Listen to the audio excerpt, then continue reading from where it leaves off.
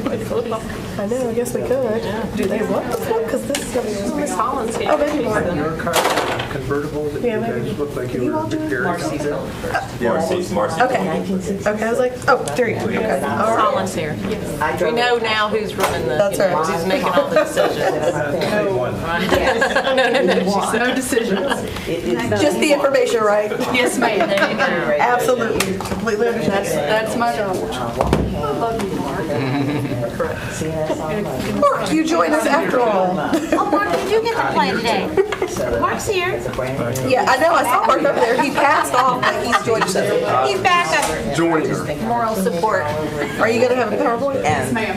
Okay. I'll do that. We just have them come and give you a couple of tickets so that you can. Like that, you're like, yes, and hopefully it'll appear.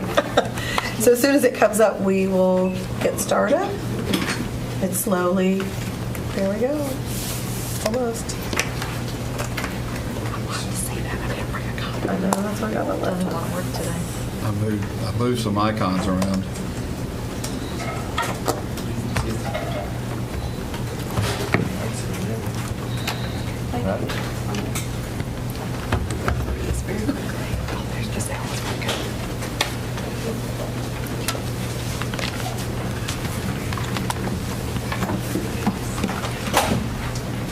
All right, whenever you're ready.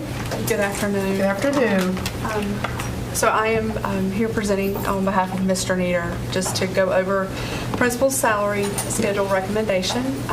You saw this earlier in October on the 3rd, and then also again at the Finance Committee last week. So we'll go over just a summary really quickly and discuss the recommendations being presented to you for action later this evening. This is going to work, I'm sorry. Turn up.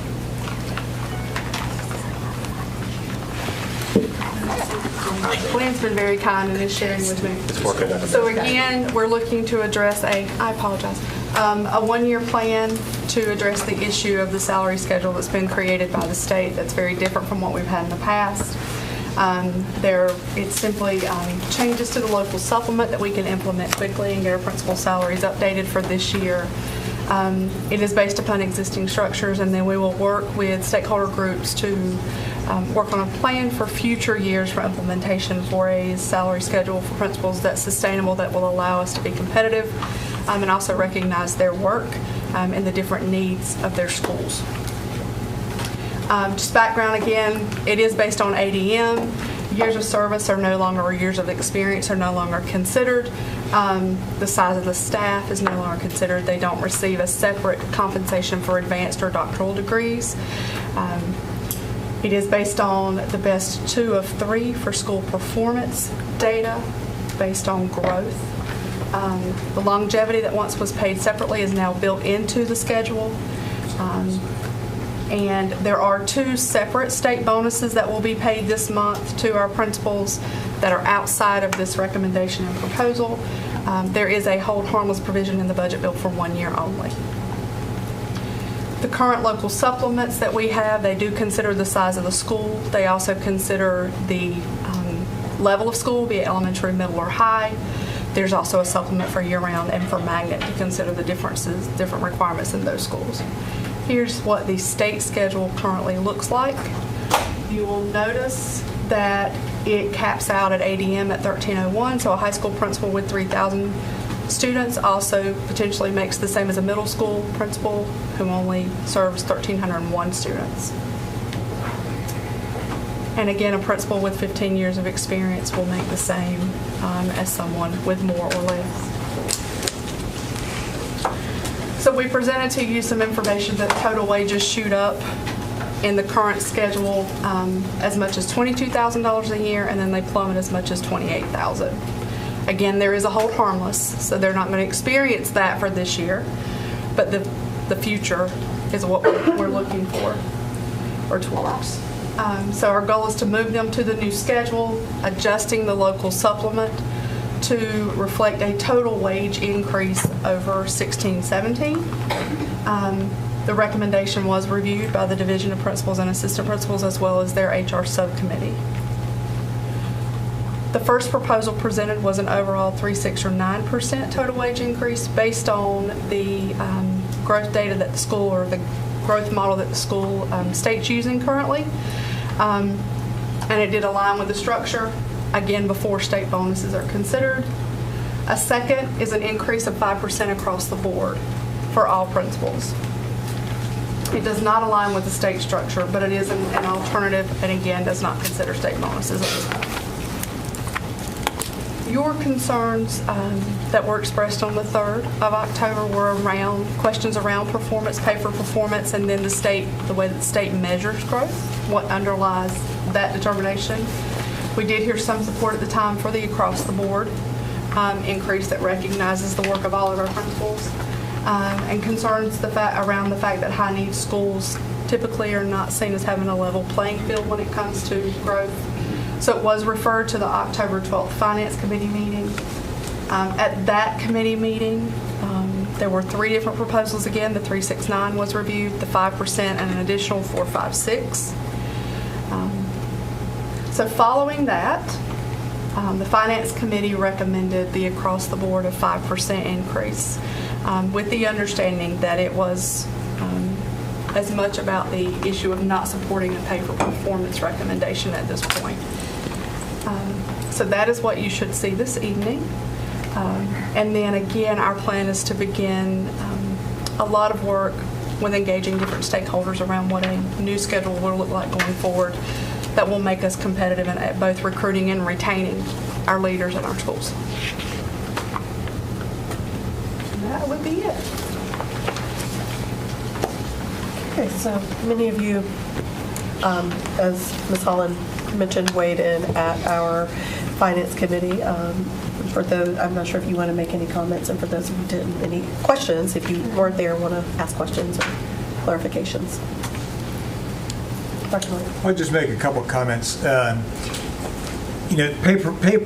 Pay for performance is challenging language, because when you challenge it, people say, well, what do you mean? You don't want to reward people who are performing well? Mm-hmm. And that's not at all what we're about, because we are about, we want people to perform at high levels, and we want to reward people who are doing the hard and challenging work. So I want us to be clear that and I think we are in our conversations, that's what it's about.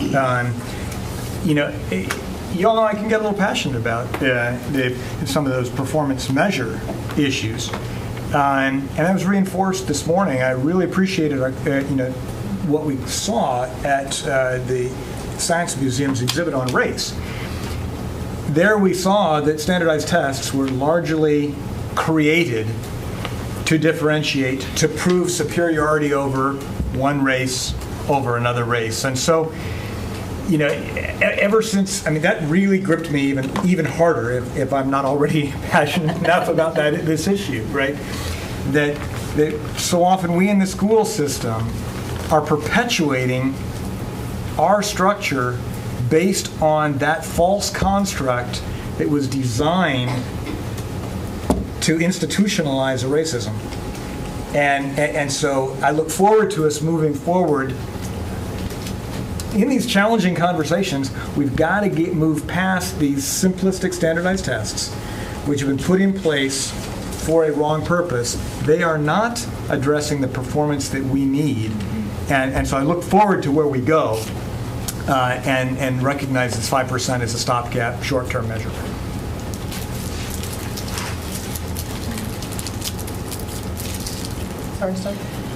Ms. Holland, you presented the 369 and the 5% to the Division of Principals several weeks ago. When we talked, since finance, has there been any discussion with the Division of Principals on the board's recommendation or the Finance Committee's recommendation of 5%? I mean, not for my office. Okay. Have not met again. They've not met again. But I did meet with David at the end of last week. I said, look, go to the division, get nominations of principals and assistant principals who will commit a lot of time to work with us for the next 3 or 4 months, and it may not even be their HR committee. It would be people that are saying, yeah, I'm in. So we are building in that team to be the team that's going to work with. It's not just going to be a number cruncher group down here. So Yeah, and I am so encouraged that we're going to have this discussion around high-need schools, because there has been discussion among principals for a number of years, and that if you're working in a Title I school, you have many, many more demands in terms of your school improvement plan, in terms of meetings, in terms of the documentation of data, of the types of parent meetings that you have to have and the numbers of those. So there is a lot more work that has to be done in a Title I school, which is our schools with higher levels of poverty. So I'm excited that we're going to have the conversation.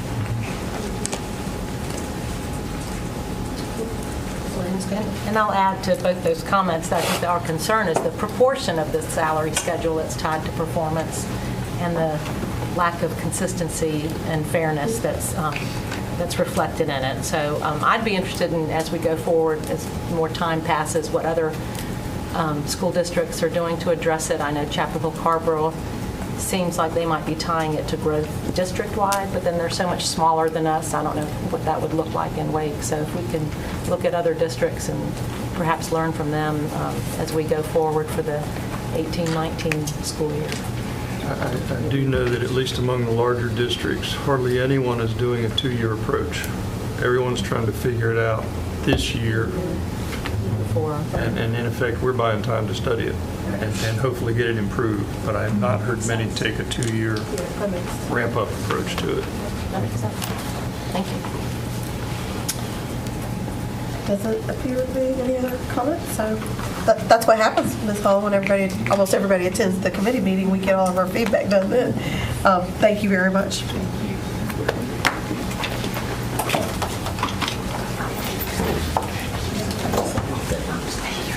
Or maybe it was just to make space for the next topic. Yeah. I don't know. Take your pick. It's work session.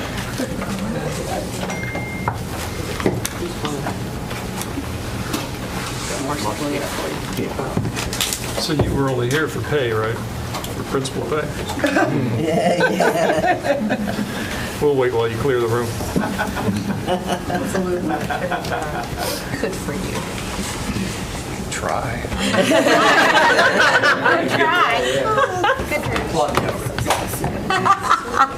So if you are in Assembly, you may want to either hit your house or come out and come back in, as the attachments are now properly titled. I believe the one that said revised was not the revised one, but now the one that says revised is the revised one. So we are looking at the revised presentation. So if you are in Assembly, it is the one that has revised in the title just after the date. Should be the second one listed. Just a second. It's supposed to make our lives easier in that, but somehow saves trees. It does save trees. And it's a bright side. Okay, so we are bringing draft 2 of the enrollment plan today. You will recall that we brought draft 1 a month ago. We're going to go through the stuff that has happened in the interim. It'll be part of the presentation. As we complete draft 2 today, you will see some of the changes from draft 1, and the way we do the presentation is today's presentation really highlights those places where we are making changes for draft 1. So if there's nothing in the presentation about it, then it remains the same as in draft 1. And draft 1 becomes an appendix to draft 2, so that it's all together. All right? Does that make sense? Yeah. And then, as we get towards the end, we'll talk about next steps and what comes next and that sort of thing, so that we can all be on the same page. Turn it over to Glenn. All right. I want to say thank you to you, the board members, for being present at the public meetings that we had. Thank you to the public for all the public feedback that we've gotten through the online feedback, through the face-to-face meetings. At this point, we have responded to everyone who showed up at the meetings. Like we said, we had said within a week we would respond to all those individual questions, and we have emailed them or put it up on the FAQ. So we got all that info out. Thank you. And we really do appreciate that feedback. And you'll see some of the feedback from those meetings and the online forum in this draft 2 proposal. So without further ado, we'll get started. So here is the table of contents. We've got 2 new schools that we'll discuss, Bryan Road and Buckhorn Creek. We've got some moves related to operational efficiency with Adams Elementary East Cary Middle School, the base attendance areas for both of those schools. We talk about the application area for East Cary, Lufkin, and Salem that we had proposed in draft 1. And then we had an update to the CAP schools because that was about 2 Tuesdays ago we've updated the CAP schools. We've added 8 new CAP schools. And then we get into the K-3 class size legislation changes, grandfathering, and then just updates to the timeline. All right? So starting with Bryan Road. The last time we met, we had heard some feedback, especially from the board, that we didn't do enough to help balance the schools in the area, specifically Timber Drive. So what we did in this move was we've got three separate moves that kind of all go together, and I'll explain them in just a minute. This slide here just has the information that we had used from draft 1. It's just a repeat. All we're really looking at on this slide is the 3 different moves that we're going to talk about. So getting into our before and after maps. This is the draft 1 map that we had proposed. Now we're looking at draft 2. So this particular area right here, which is right there, that was based at Timber Drive. We've taken that and assigned it now to Rand Road. By doing that, that helps balance the schools in the area a lot better. And by doing so, we had a larger area around Timber Drive, the school. So Timber Drive, the school right now, as of today, does not sit in its own base attendance area. So what we need to do is try to create a base attendance area that's proximate right around the school. And we had done that, but we had made it larger during the first draft. And so what we've done is scaled that back a bit. Okay? So this move coupled with this move has helped all the schools in the area, and it's actually moving less students. We had some moves from Vandora to Aversboro to Timber, and we've scaled some of that back. And then the families at Everwood, we had heard from them, and we had looked at that. They're very proximate to the school, plus the feedback that we had reviewed with that, the data, we had said we could do that move as well. So based on the feedback, that's one of the moves we're going to incorporate in draft 2. You will recall, if you went to the community session, this was the individual family member who stood up and said that it was a 40-second drive. Oh, yeah, 47 seconds. Yeah, she was correct. 47. 47 It is very close. Yeah, it was very close. It's about 42, yeah. Maybe if it's rainy or slick, it might take a minute. But this just goes to show this is where the public feedback is really important for us, that we can look at that. And we have reviewed all of the scenarios that we have been given online. I know I've been emailed a bunch. We do, and we can't do all of them, but we have been able to review a lot of them and try to make some changes when possible. And this makes fewer changes, you said, overall. Yes, this Fewer particular move here, assignments. yes, it does. That's, thank you. All right, so here are the before and after numbers. I'll let you take a minute to look at that. But previously, we were looking at Timber Drive was at 36% the base, attending base, academic proficiency. And you see we've gotten that number up to 53%. So I feel like we've done a better job of balancing the schools in this particular area with these moves.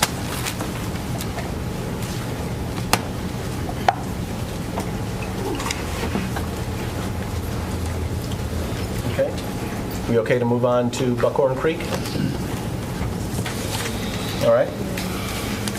So Buckhorn Creek, when we originally had started this, looking at this particular school, we looked at a lot of the other schools in the area, and one of the things that we had mistakenly done was overfill Lincoln Heights in the process of trying to balance the schools in this particular area. And so what we did was, based on the feedback, we looked at trimming back the Lincoln Heights base attendance area, but also trying to still balance the schools in that particular area. And then what we'll look at is here, draft 1 moves. You see how large the Lincoln Heights base attendance area was? Well, we've reduced that to this. So this section right here, this was Lincoln Heights in draft 1. This will now be Buckhorn Creek in draft 2. This particular area here is Fuquay Elementary. In draft 1, it was Lincoln Heights. It's now Fuquay Elementary in draft 2, which means those students will just stay where they are right now. And then we have a small move in here. There's 2 moves in there. It's hard to see on this map. There's a portion of Herbert Akins currently that was proposed to move to Lincoln Heights in draft 1, but they're going to be moving back to Herbert Akins in draft 2. Remaining. Sorry, thanks. Right. So both of the first moves he just talked about will remain where they were originally assigned. Thank you. Thank you. And the numbers added for How are you going to tell me in a minute? All right. And then we have one other move here in order to assist Willow Springs, because Willow Springs, you're going to find out, comes up in our newly capped schools. It's a severely overcrowded school, so we're looking at ways to try to reduce the number of students at the school to help with the capacity. One of the ways we had proposed in draft one was to remove it as an application school for Fuquay Elementary, which we're continuing to propose to do, but also to assist with that move is to add this area here. It's right around, mostly north of 42 and a little bit section below. We are proposing to move them to Banks Road, and this will help increase the capacity at Banks Road as well. And also, I think it's important to note that it is same calendar to same calendar.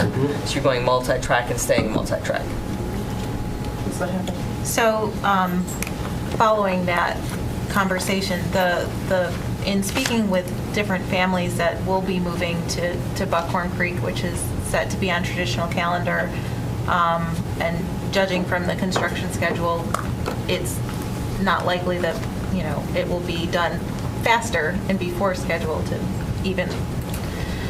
But those families are concerned that they're leaving a year-round school to go to traditional, only to go back to a year-round middle school, and after 3 years go back to a traditional calendar high school.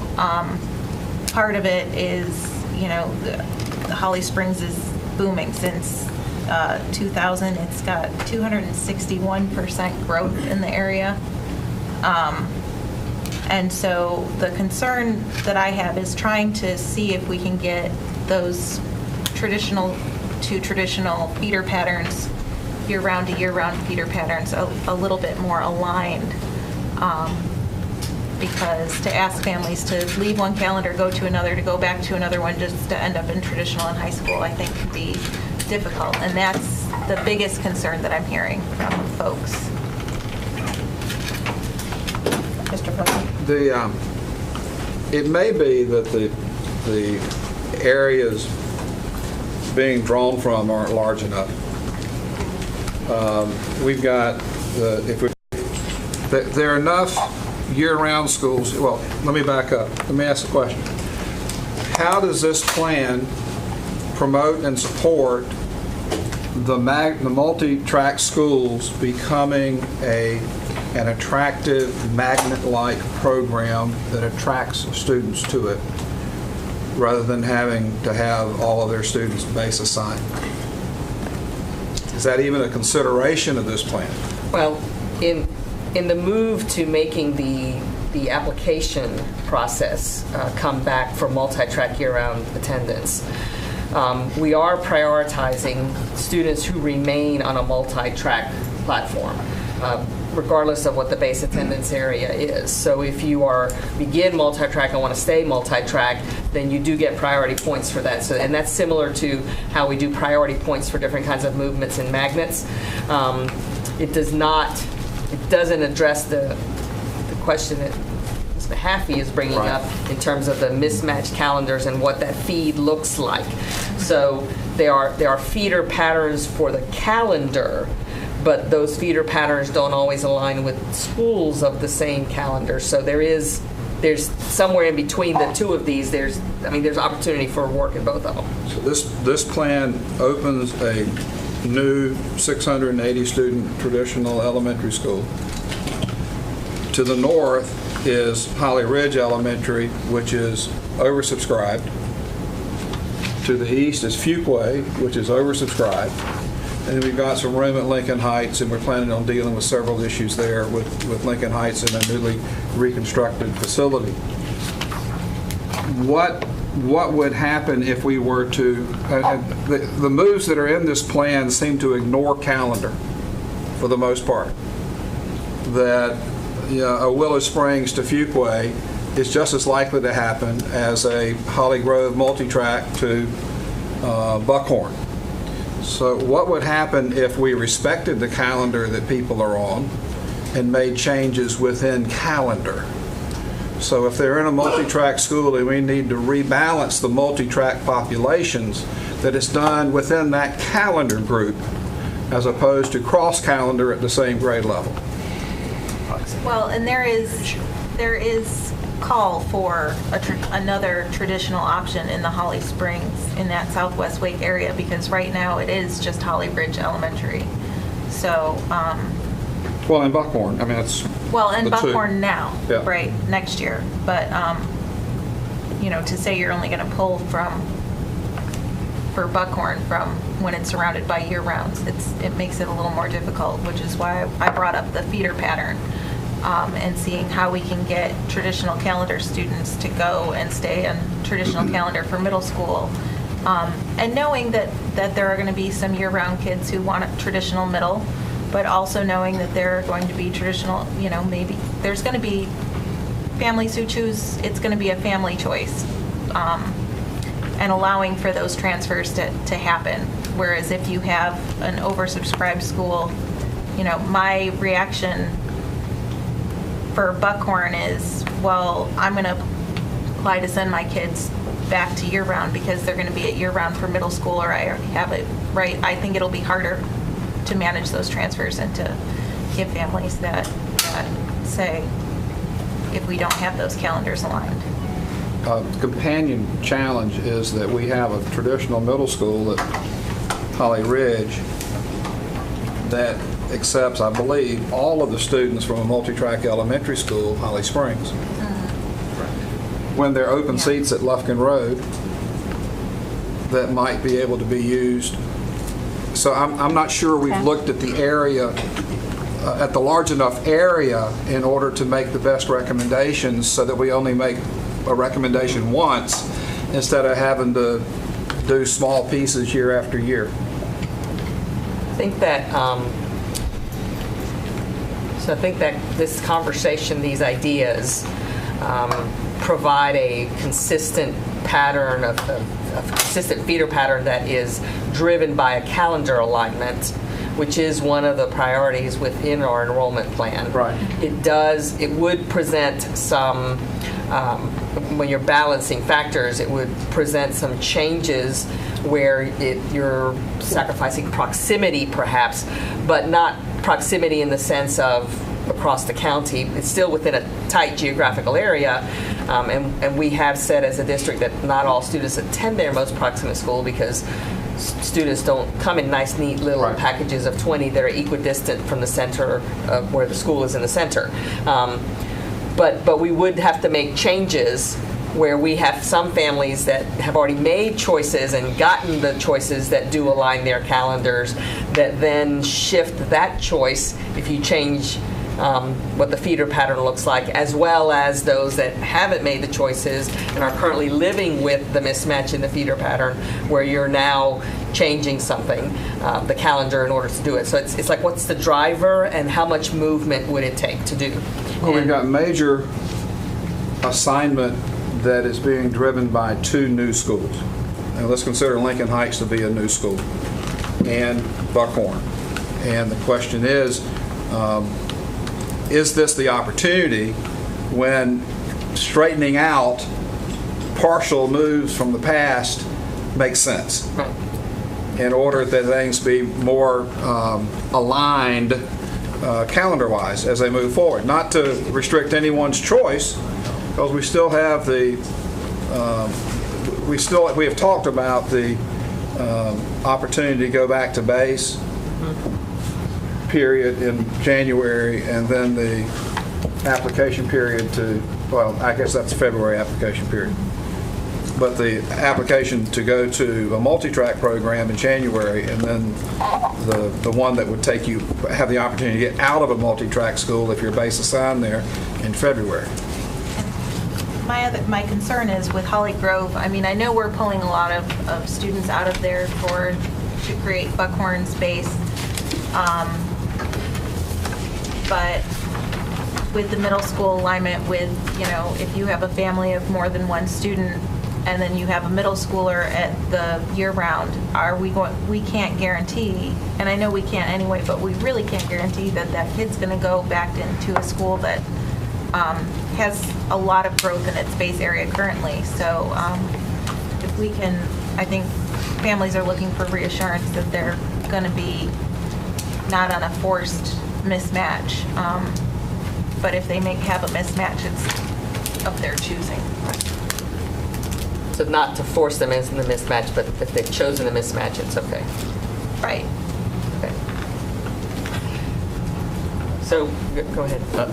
So a low number for impacted in this area would be about 1,000. You're looking at, probably maybe double that because of the tentacles of the way it goes up into the other attendance areas. So, For reassignment. yeah, because you'd be looking at middle school reassignments as well for students, so it easily could get into the several thousand. But this is, What's the time? this is, I wonder if this is the time to do it, because we could, to say we're going to put it off, well, if we don't like to do it unless there's a new school, the next time there's a new school out in that area is kind of TBD. And, as much as I know it's going to impact more families, I think that those forced mismatches will be more of an impact on families than a change. And I really spent a lot of time going back and forth on this, so it's not like it's, I looked at it and said, here's the answer, really thinking about the impact that it's going to have. But I think if we're not seeing a new middle school to help with that alignment, we can make changes using the existing schools that we have now. And it might be a one-time change for families, but I think it will have more stability in the long term, with a bit of a jostle in the short term. And the only other thing I consider is we do have, was it M14 coming on in that area. So when it does come on, whatever moves, if we did make moves now, some of them may have to be undone, so parents would just need to understand that. When is that? Yeah, 6 years. 6 years. It is well within the timeline. Decided, it hasn't even been, the decision between Bryan Road and Herbert Akins hasn't been decided, so. Yeah, so. We don't really need. I mean, that's a completely unknown. It's far enough out that it would be certainly within the boundaries of when we make changes. Being anyway. reasonable. And 6 years is, this year's incoming kindergartners would, if you could tell me that we're going to set this and we're not looking at any major changes for that long, I think that's unheard of in Wake County. But I think, it would, for my family, I would find it comforting to know that this is set. And I might be frustrated, but I would also understand. Just to look at the timeline, and I want to go back to it because it's their area. So the timeline would be that we would propose new reassignments that would be bigger than what we've already done, and then we would have to do a hearing. Would we have to do a hearing? We would, of course. Yeah. You do I that would in- want to, I could be We do completely that wrong. I'd like to as do a a hearing. matter, of course, it's not a legal requirement. Right, but we would want to because that's our, so that would be doable before we voted on it.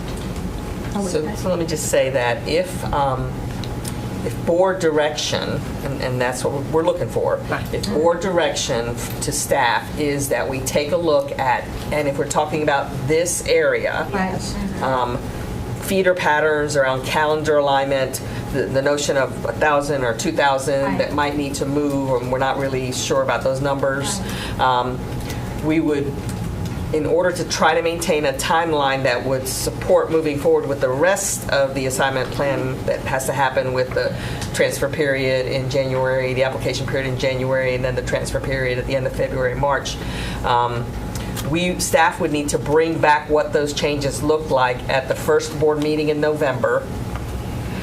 We're scheduled to have a public hearing now at the first board meeting in November. I don't know, but that we might delay that to the second board meeting in November, perhaps.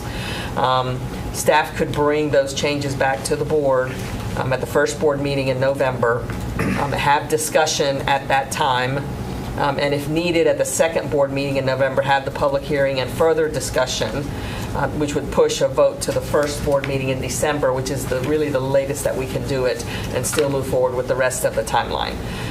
So that is how we would have to stage it if it's the board's will to go ahead and figure out what it takes to do this now and bring that back as a proposal to the board. Okay, good. That's what I wanted to know.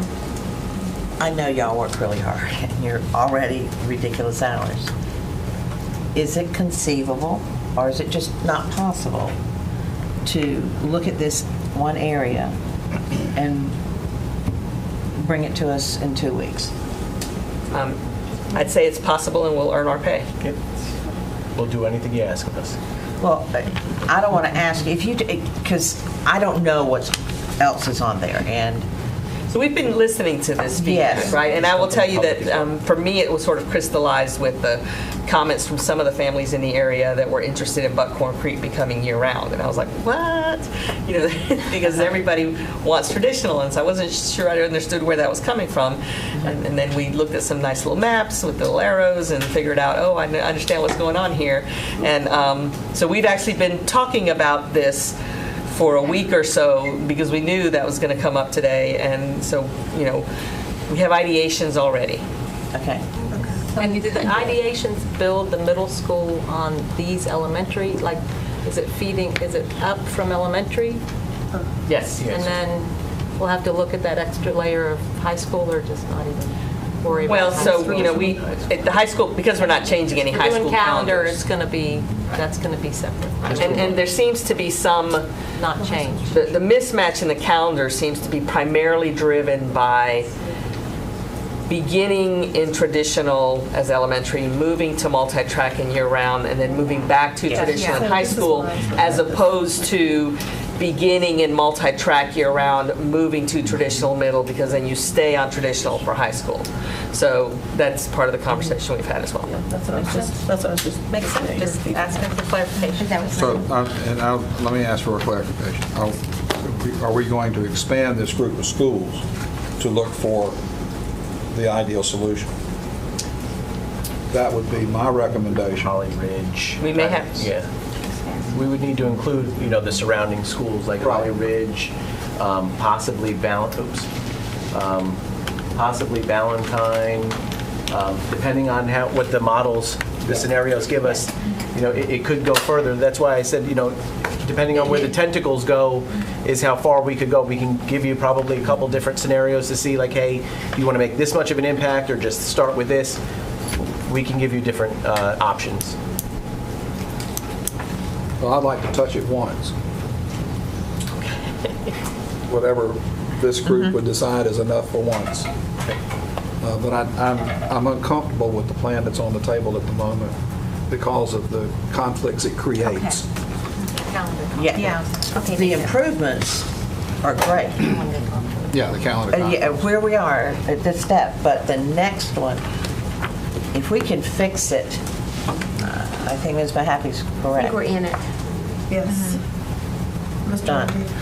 Is there any way to, you know, we just mentioned a middle school 6 years out, to at least produce something and say that this has the possibility of what your future could be if you're in here, and show those, just so people, you know, because you mentioned, 6 years out, that's someone starting kindergarten.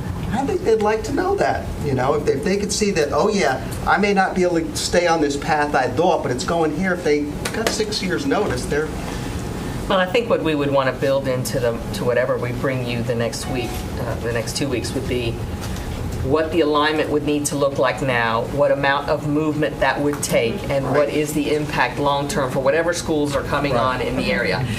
You can't get so far as to identify specific assignment areas, because it's just too far out, but we do plan with that moving forward. But I think Mr. Fletcher alluded to this earlier, we do have layer upon layer upon layer over the last years of growth that we've had, of changes that have brought us to where we are.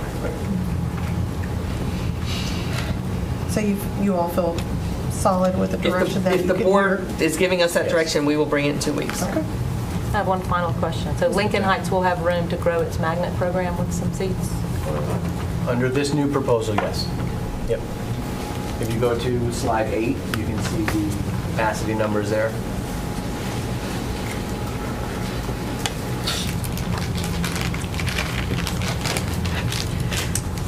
Brings it down, but they will still have available seats for magnet. Yeah, we reduced the base attendance area. Okay.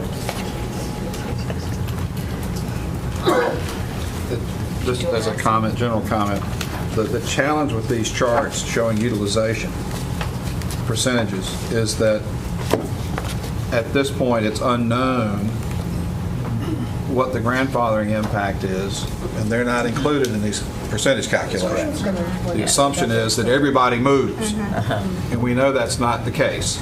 So hopefully over time, we can develop an estimation of what the grandfather component would be, and also that we've experienced the new school phenomenon. Folks are more willing to go to a new structure than grandfather in some cases. So understanding those as we move forward, perhaps not this year, but will be very helpful. I think as we settle in on this change that's happened in the last few years about the percentage of base that actually attend a brand new school, as it has increased and changes our modeling, but also as we make some changes in whatever the changes are that we make in grandfathering rules that might allow it to make it be a little bit more specific what the impact is over a shorter term, and when the changes in an assignment plan actually start to take impact in a school, I think will be helpful. Head to Adams. So we're good then, head to Adams. Okay. So the next two slides, we talked about trying to increase the attendance areas for 2 year-round schools, Adams Elementary and East Cary Middle School. And the moves kind of go hand in hand because the attendance areas had overlapped in the proposed changes in Draft 1. But here we were proposing this section right here to move from Dillard Elementary to Adams Elementary. And what we're doing is we're proposing to back that move off, because when you go to slide 10, we were trying to increase the base attendance area of East Cary Middle School by bringing this portion here from Davis Drive base middle school, as well as this section down here, which overlapped with the Adams move. We decided to back both of those off as well. So we will not be proposing these changes for Draft 2. There was a lot of community feedback about this particular issue, and this is an example where families were dealing with the calendar mismatch already, and it was one where the elementary was multi-track, but then you feed to a middle that is traditional, and that seemed to be more palatable and okay in this case. So we've seen that in a number of different areas. And looking ahead to Alston Ridge Middle School in this area, we felt it may be better to look at that possibly next year when we are looking to open that particular school. And we will, when we look at Alston Ridge Middle School next year, we will need to revive that discussion again, that the assumption is that it's opening as a traditional, but because Alston Ridge Elementary is multi-track year-round, will we need to have that discussion as well? So all of those pieces sort of impact each other. Okay. And I think we can, when we get to that particular piece, that it's the same thing that Mr. Fletcher and Ms. Hoffey are talking about. Let's look at that in that area. Let's put it out. Let's spread it out. Let's not look just for one thing. And if we have to do a number that we don't usually do, we do it one time and then we fix it. And for the application, if multi-track is an application school, it should be fixed. Yes. Okay. Thank you for. Parents are asking for stability, and I think we, need to do that as best we can. And if we have to do one piece where it impacts more people, but it'll allow for that stability, I think it's okay. Not great, but okay, but better. So slide 11, again, ties into all of that same conversation with the East Cary, Salem, Lufkin Road area. Because of the schools that'll be opening up, Alston Ridge to the north, that will just put these moves on hold, and then we'll, again, review that entire area if that's the board's direction at that time. Okay? Yeah. So slide 12, we basically just put this in to make the public aware of the 8 new schools that were capped due to the K-3 class size legislation. On October 3rd, we have brought these schools to you, the board, and you approved for those 8 schools to be capped for the 17-18 school year, which is not a common practice, but because of the urgency of the issues that we project to have moving forward, we thank you for taking that step. Right now. Yeah, we usually, like I said, a day for the future. Yeah. Yeah, they are capped for 17-18 as of October 3rd, 4th, the day October after, 3rd. the day after Yep. the meeting. And obviously will remain on that list that we bring you in the spring for the following school year as well. And there may be additional schools that we look at in the spring that we didn't need to do right now, but we're looking at in the spring for the following school year. Okay. So as part of that K-3 class size legislation discussions, one of the changes we're proposing from draft 1 to draft 2 is that the Jeffries Grove Elementary, there was the recommendation by staff to non-renew the existing transfers, and we are proposing to remove that from our recommendation for draft. It was from draft 1, we're proposing to remove it for draft 2. So if I can give a little bit of background on this, when we worked with the principals to have them do worksheets on whether or not they could actually accommodate their base, Jeffries Grove was a school that stood out, that was growing slightly every year in base, but when you add that cumulative over time, it was having an impact on the school. And they had a large number of transfer students. They are a magnet school that accepts magnet students for the immersion program. So they had several inputs that were impacting the school size. When the principals did that plan, one of the things that was done was a projection around how many classrooms they would need for immersion every year. And what had been listed was 2. They start with 2 in kindergarten, and then they move to 1st, 2nd through 5th. Well, what we have found in the actual numbers, originally we had built in 2 at 3rd, 4th, and 5th grade as well, but there's always attrition in those programs, and you cannot enter an immersion class in 3rd grade if you've not been in immersion already. So the actual impact of what's happening with the immersion program is that somewhere around 3rd or 4th grade, you drop to 1 class. And because you don't have a class size limit in 4th and 5th grade, it's okay to have a few more students than what you may have had otherwise. So when we backed out the immersion classes from 2 to 1 at 4th and 5th grade and took another look at the actual layout of the building, because one of the other challenges Jeffries Grove has is that the number of classrooms they have on the egress floor, the bottom floor, for kindergarten and 1st grade. But because the impact of the immersion happened at 4th and 5th when you reduced the classes, we were able to rearrange the classrooms so that they can accommodate the current transfers they have. But it does mean that this will be a school that is listed as closed to transfers. We may even need to look at whether or not it needs to be capped for the following school year. And we'll keep looking at that because we don't make that recommendation for another few months. And that may have an impact on siblings that may want to come in for a transfer student that's already there. We're also going to need to look very carefully at the number of magnet students they are accepting. This year, we actually let more magnet into kindergarten than we should have. That was a mistake. And she had to open up another immersion class in kindergarten because of the number of students that were let in through the magnet program. So we're going to have to pay attention to all of those inputs into the schools, transfers, magnet, and the growing base to manage it until the bubble of the current transfers have moved out. And the transfers, because there'll be siblings that will be entering kindergarten, and it will be closed to them. Well, but can they still apply for hardship transfer? So they can apply as a magnet student. Okay, yeah. Or they can apply as a transfer, and they can always apply for a hardship should they not get in through the the first period or the application period timeline in January. They could apply for a hardship transfer.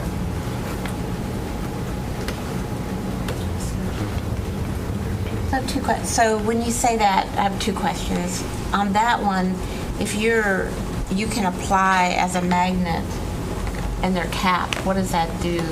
How do you handle that? We'll have to establish what the base cap is and what the magnet cap is. It'll be like 2 separate caps going into the school.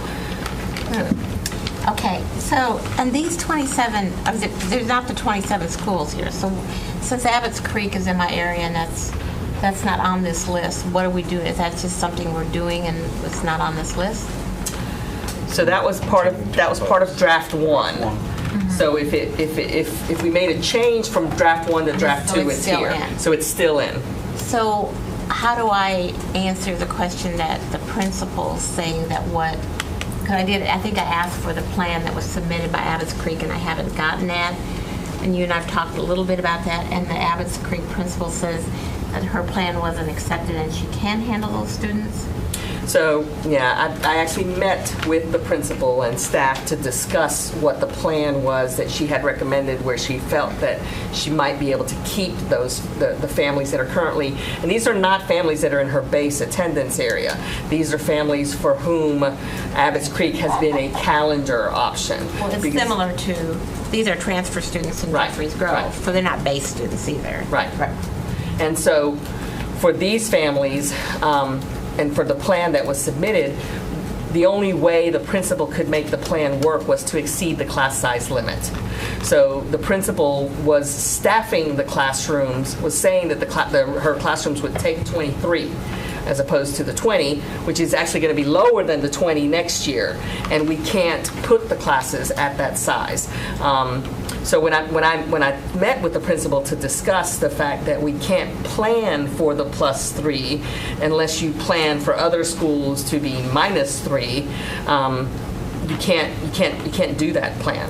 And she had not understood, because the legislation does allow you to go to +3 in individual classes, but to use the +3 as your standard in a school, it wasn't going to work. And that's what the principal is doing, is using the +3 as a standard for all of her classes. Did a lot of principals misunderstand that, or just one? So the principals, I think it was the principal's effort. It was the principal's effort who had read the legislation to try to figure out a way to make it work within the legislation. Parents are reading the legislation as well and telling them, so there's We've a lot been of really clear with principals even since May that, this is a X +3, but we've got to work you at 20. Because if 51% of you are at +3, our district average is over 20 and we've blown it. So you can't start opening that door and, okay, we'll let you go to 23, but you've got to be at 17. So, I mean, that seemed clear to me. And next year is 20 and 14. Yeah, depending on the grade level, it's worse. But So for my Olive Chapel and Scotts Ridge folks, with the folks in Scotts Ridge base that are calendaring to Olive Chapel and the proposed move, if those families decide that they'd rather be proximate rather than at their calendar choice, can Scotts Ridge handle those folks coming back at their current capacity? I know they're getting a modular, but they're pretty tight right now.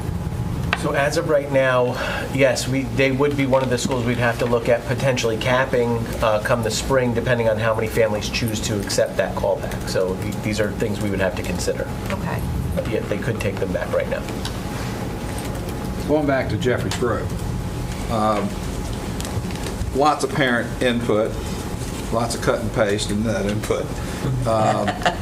The couple of questions that were raised is adding a mobile unit. Apparently one had been there previously. And secondly, the question about, and we haven't talked about this, I don't think, the impact of pre-K programs on school capacity where we have a real issue. And the suggestion that the pre-K program might be able to move somewhere, since that's a regional program, not necessarily a program designed for the base that's assigned to that school. So could you speak to both of those items, please? Put some context on them. So it is correct that we are not looking to move any of our currently located pre-K programs in order to make accommodations for K-3 class size. We believe that the pre-K programs are important and that we need to continue to expand our pre-K programs, but we know that there's a push-pull there with the impact that's occurring with K-3 class size legislation. When we cite our pre-K programs, we look at, back when we had fewer, it was more regional. And now it's less regional and more proximate because we've increased the number of pre-K classrooms that we have. So I think that were there, I would not bring forth a solution, and I would need to have more conversation, I guess, with the board about this, but I would not bring back a solution that involved moving pre-K classrooms in order to accommodate K-3, because we're really working towards moving to a sort of a pre-K-12 delivery of services in our schools. Long-term vision is to have pre-K in all of our schools, and to continue to expand even within what we're looking at with the K-3 class size legislation. So we would not remove programs from schools. So do principals overall understand that? Just because I think I've heard, and not throwing principals under the bus, because I understand when they're up against parents that are being told they have to move out of their school they've been at K-5. Do principals understand that we probably won't be moving pre-K because there are schools that are saying, let's move the So I would be K-5? surprised if a principal did not know that, because that was part of our non-negotiables when we worked with them to fill out those forms around how can you handle the capacity in your school, what are the spaces that you have available. And what we talked about was do not look to remove any pre-K or any self-contained special needs classes in your schools. Whatever is currently there would remain there, so work around those and see what your solutions look like.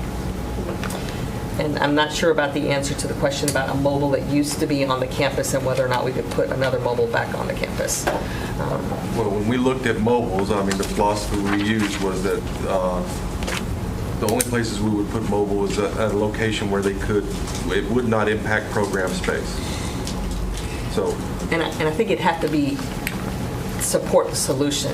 Like if one mobile is not enough to support the solution, and you don't have room for 2 or 3 to support the solution, then that wouldn't be a solution that we look at. Well, and looking at Jeffries Grove's numbers, as a magnet, it has 22% of its students this year as transfers, 15% as magnets. So that's over its, if you put those together, it's over its group 2, well, not quite, it's right at its group 2 magnet percentage, but I would just hope that in the future it's those seats are magnet seats, not transfer seats. Right. And that's what we need to move towards. That's what we need to move towards. Transfers at the upper grade levels. Yeah. It's upper grade levels where there are a lot of transfers. Okay. And so I feel good about that. Just to clarify, these magnet students are all parent transportation. Correct. It's not, This is not yellow bus transportation. It's all parent transportation. So whether they're a magnet or a transfer student designated, it's not yellow bus transportation But they're dependent. taking up a seat. But they're just more greater clarity. And I'm glad to hear that the long-term plan is not to move self-contained or pre-K classes. Yeah, I support that completely. That is one of the staff. Before I got to the board, whether it was perception or reality, there was a sense that those programs, particularly self-contained, got moved a lot depending on capacity. So I'm very glad that the culture of this district is to make sure that those students have stability as well. Absolutely. At Jeffries Grove, it's only going to take about 2 years because there's like between 50 and 60 transfer students in those grades. So, yeah, it's going to improve dramatically after 1 more year, and which will do exactly what we needed to do, open up more for magnets. And in terms of the pre-K, even if there is another school that that's under-enrolled, what you do is you make it so inaccessible and much more expensive to transport another 10 miles. These 4-year-olds, you have to remember they're 4, and they are also our highest need children in pre-K. So you want it in a fairly regional area because we've got kids that are coming all the way from up in Sycamore and Briar Creek that are coming down into Jeffries Grove to have the preschool experience. As we talk about stability and calendar match and capacity and everything else, and while we're talking about sort of class size piece and magnet caps and base caps and that sort of thing, I want to inject student achievement into the conversation and talk a little bit about proficiency, and I guess ask is this the time, or do we even have the space or capacity to consider an enrollment cap that would be focused on student achievement and proficiency in a school? And if we're looking at, or could we look at, or do we again have the ability to look at how we might manage capacity at a school as a strategy for addressing student achievement? Interesting. I'm stretching my mind here to make sure I understand, because I mean, I go in lots of directions. So in some of our schools where in looking at like, I think Lincoln Heights was one where and I'm thinking about too when we had the conversation around targets, and when we had targets that then moved us into certain action. If we, for example, had a school that was a high-need school, but also a school that's above 100%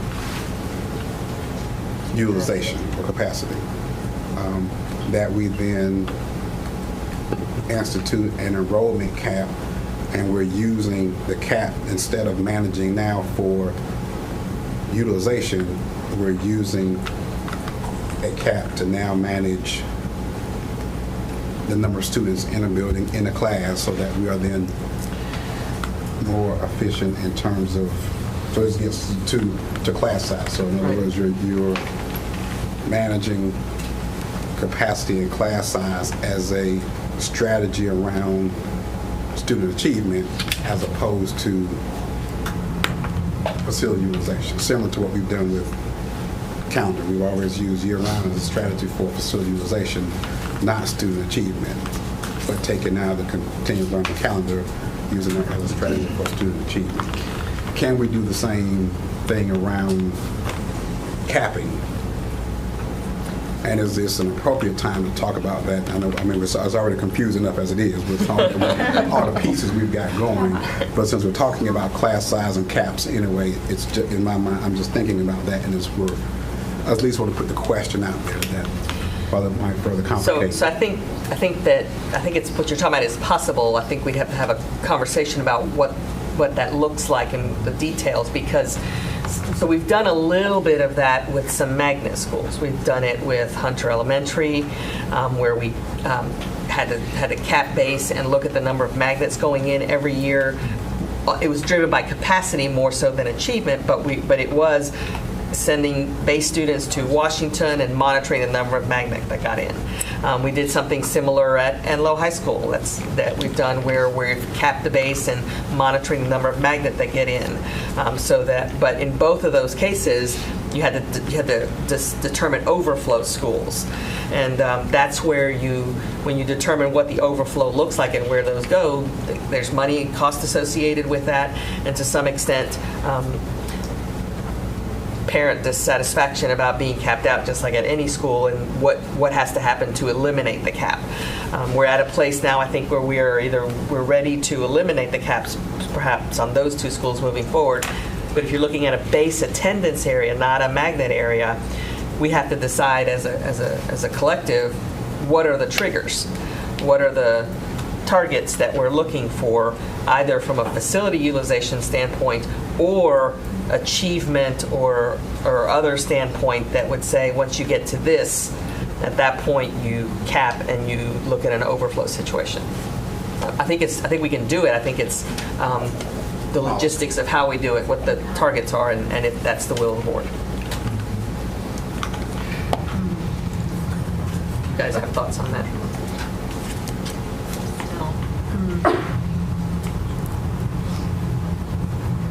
The board conversation.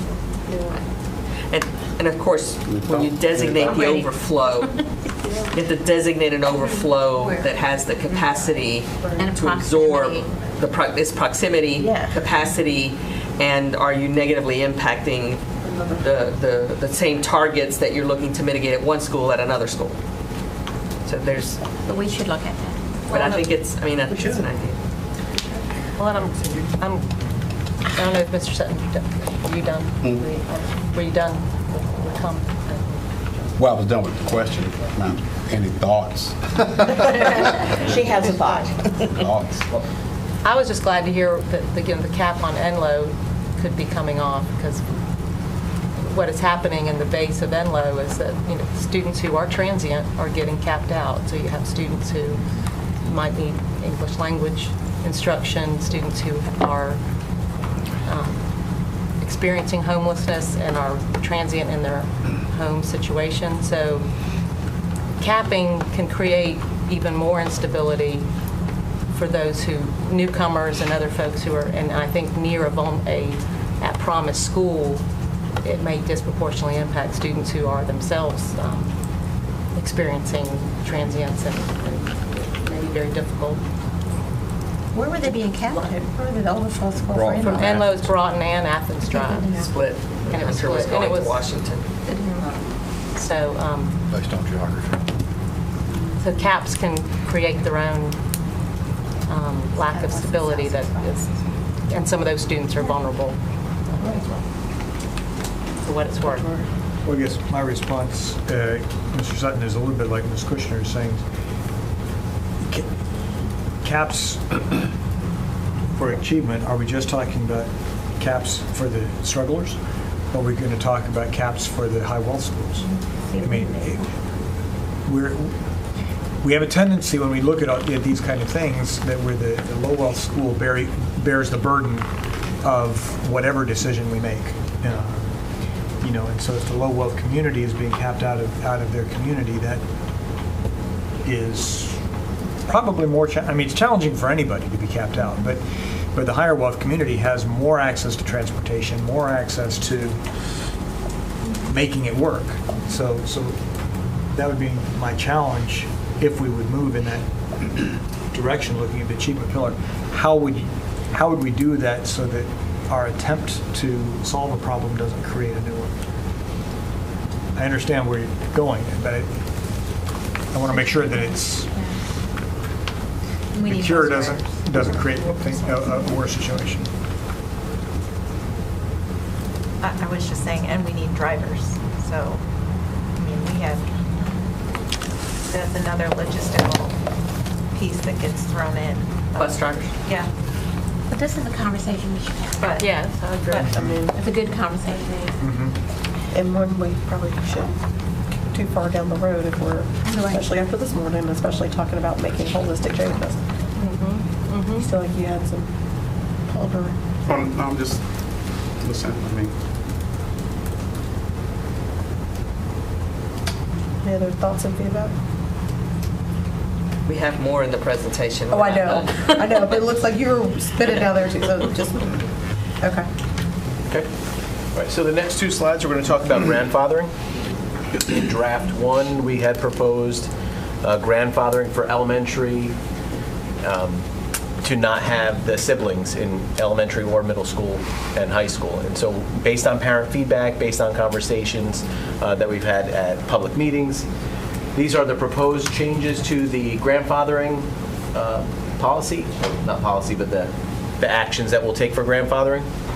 So elementary and middle school, we're proposing that rising 5th and 8th graders will be able to grandfather back to their current school, and that their siblings will be able to grandfather with them for 1 year only.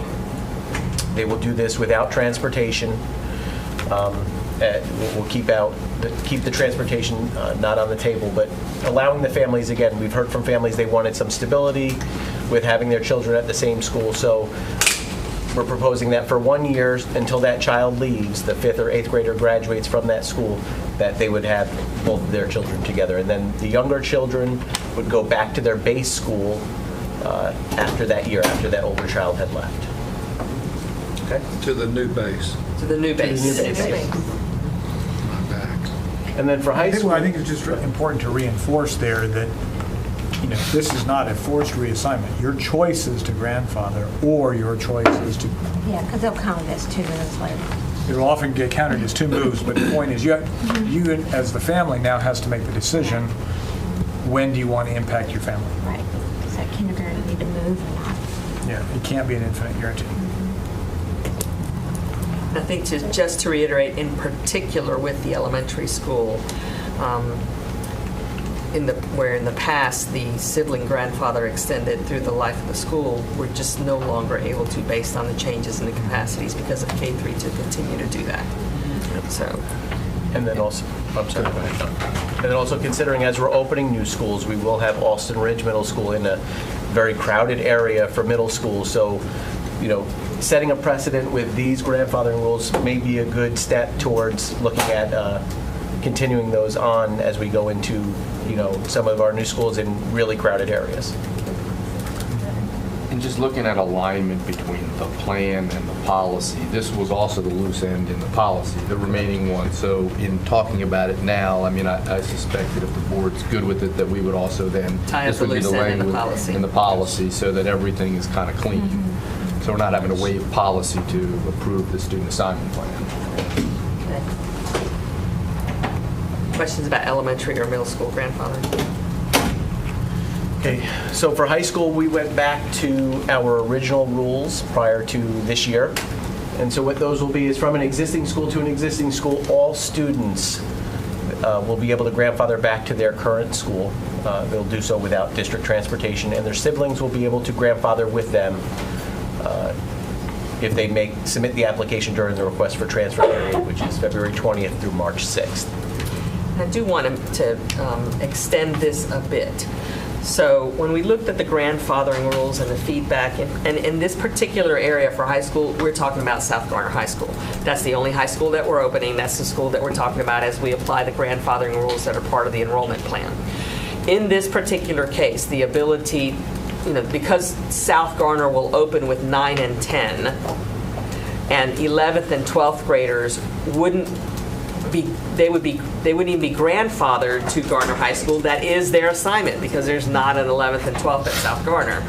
And then allowing siblings to grandfather, we had a number of complicating factors that we reviewed when we made the change. Garner High School offers an IB middle years program that starts in middle school and extends through 9th and 10th grade. So there would be students who were rising 9th and 10th graders who would apply to remain in the IB middle years program, which we would need to prioritize to continue that magnet programming. So those were already going. And then there was a lot of consternation among families about high school in particular, having students at 2 separate high schools when they are involved in activities. And we hear that often. But another driver here is we can accommodate keeping the grandfathering rules the same. And we have the space to accommodate it. And I feel compelled to say that because in the next year or two, we will bring an enrollment plan that will include the opening of Green Level High School. And Green Level High School, where Apex High School is now attending for 2 years while their school is renovated, when Green Level opens, we are going to seriously have to consider whether or not Green Level needs to open with more than 9th and 10th grade, which will mean we'll have to be tighter around what grandfathering looks like, because the overcrowding in that part of the county will drive what we need to do in order to make sure that we don't continue to have capped schools with hundreds of students going to their non-base school and high schools going over 3,000 and not having space. We're going to need to look carefully at those numbers, and I want to go ahead and say that now because a lot of this decision we were able to pull it back because there is space. Not sure that will continue to be the case depending on where we open the school. And the next one, Green Level, that's coming up is one that's in a severely overcrowded part of the county. 2 years after that, we've got Fuquay and Willow Spring. Correct. So I definitely support this change to the grandfather policy. My question, though, particularly, we addressed it for the elementary and middle, we haven't for the high, is how long does this extend? Or is the number of students to which it extends so small that we don't need to worry about it? One of the things that we hear from some schools is even almost a request for legacy grandfathering, which I don't think we want to do here, but right, so you've got the coincidence where, you know, there might be a 1 year different, you know, I had siblings that kept me coming back to the school for forever, whereas somebody else had their kids far enough apart that, I've got 1 year gap, but all my all my other kids went to school X. I want to go to school X, not to school Y. So I think there's already space in our transfer request policies where it's really driven by space. So if space is available and you have a sibling that will be in the school at the same time, then you have a high priority and space is available. But if space is not available, then we wouldn't be able to grant that transfer. So I think it's really driven by space, and that currently is part of what student assignment staff is charged with when they review transfer requests, is whether or not it can be accommodated. So I just encourage, as we write the policy language, that we keep that, with space availability there, right? Because I think the perception is that it is an absolute guarantee.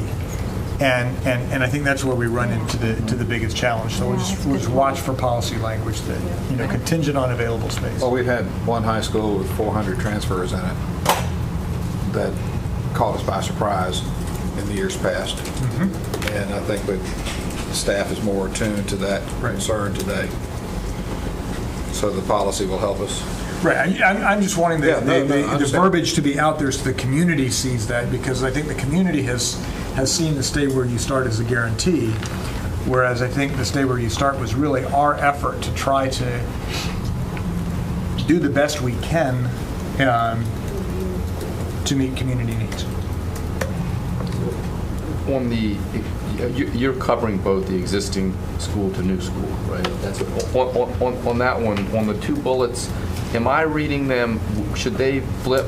Should students who request a grandfather are transfer students? So is that really, you start with the student that's at the existing school, and to stay at the existing school, they would be considered a transfer student?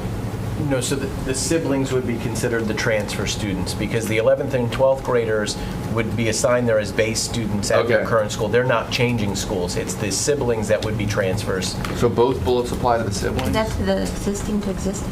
Yes. Because from an existing school to a new school, 11th and 12th graders, they're not grandfathering because they're already assigned to the school. So grandfathered students would be the siblings are grandfathering with their existing, their older siblings. So we need to change the language. So siblings grandfathering with, right? Because they're not siblings of grandfathered students then. Well, the assignment's changing. I'm sorry. Not for 11th and 12th graders. I'm talking about existing to existing. They don't. No, we're existing to new. That's what I was. Existing to new. Oh, sorry. I'm talking about existing. So the 11th and 12th graders are base assigned. They're not. Yes. Correct. They're not grandfathered.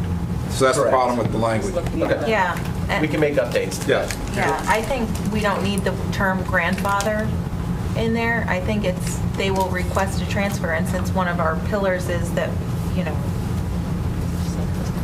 that if a sibling, then, yeah. But the sibling becomes a grandfather transfer They're a transfer. as opposed to a hardship transfer, if we want to introduce yet another term. No. Not really. No, Just confused. let's just transfer. GFT. So in the request for transfer, they'll have several boxes they can check to give us their reason for transfer. And one is grandfathering, and then one is sibling of a grandfathered student. So those would be choices that they can select in the request for transfer. Right, but if it's a sibling of an 11th or 12th grader, they're not a sibling of a grandfathered student. Correct. And that's our challenge. I understand that, but I think for the purpose of helping those parents understand, that's what we would want them to check at that time, so we can check that.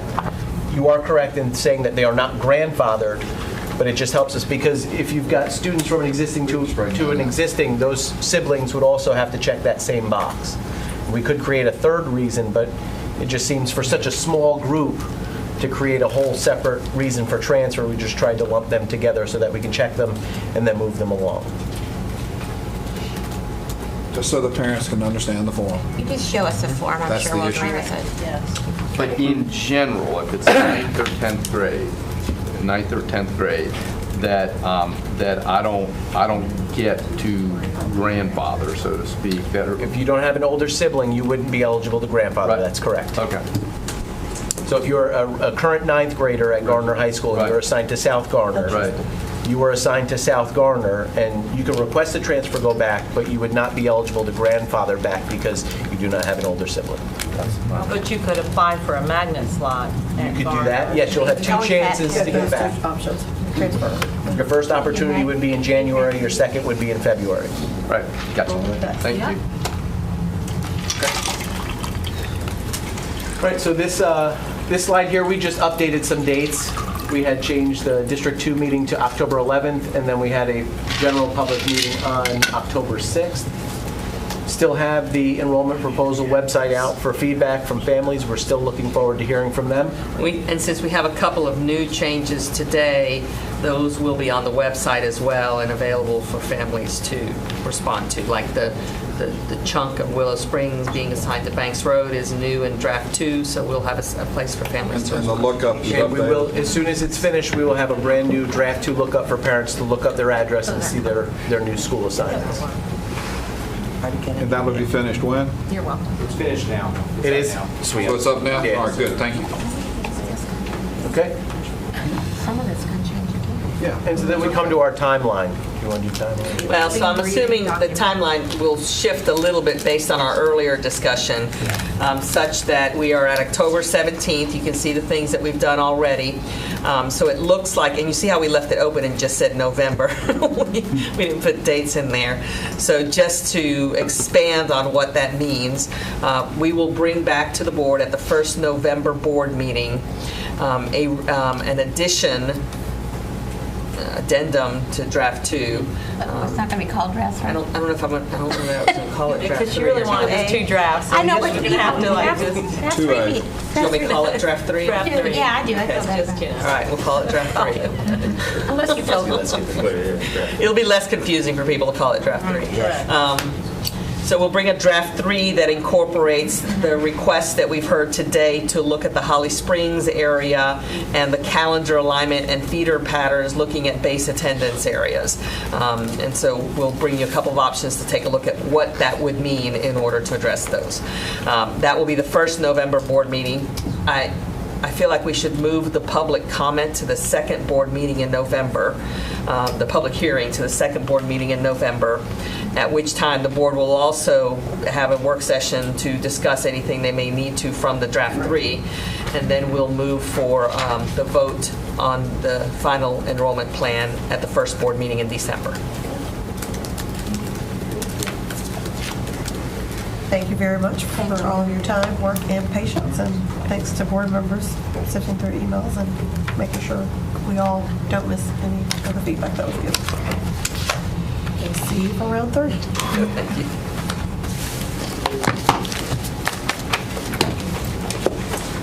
Time. Yes. We have time to go into closed session, so I'm not sure if anybody has it up. I do not. Oh, come on. Would love to do that. I did already. Mr. Chair, I make a motion I'm going to Go into closed have to session. add to it just a little bit. to consider confidential personnel information protected on GS 143-318.11A1A3 and A6 and 115C-319, to consult with the Board of Education attorney and preserve the attorney-client privileges provided in GS 143-318.11A3, and to consider confidential student information protected under GS 115C-406-2 and the Family Educational and Privacy Rights Act 20 U.S.C. 1232G. Before a second, just a couple of more cases that we could add in addition to consult with the board attorney in order to preserve the attorney-client privilege regarding some pending matters in the North Carolina Industrial Commission. That's Nancy Gott's Industrial Commission File 14019-366, Thomas Utley Industrial Commission File 15-054747, and Helen Vaughn Industrial Commission File W46057. Second? Second. We have a motion and a second. All in favor, please note by saying aye. Aye. Any opposed, same sign. Hearing none, we will now go into closed session.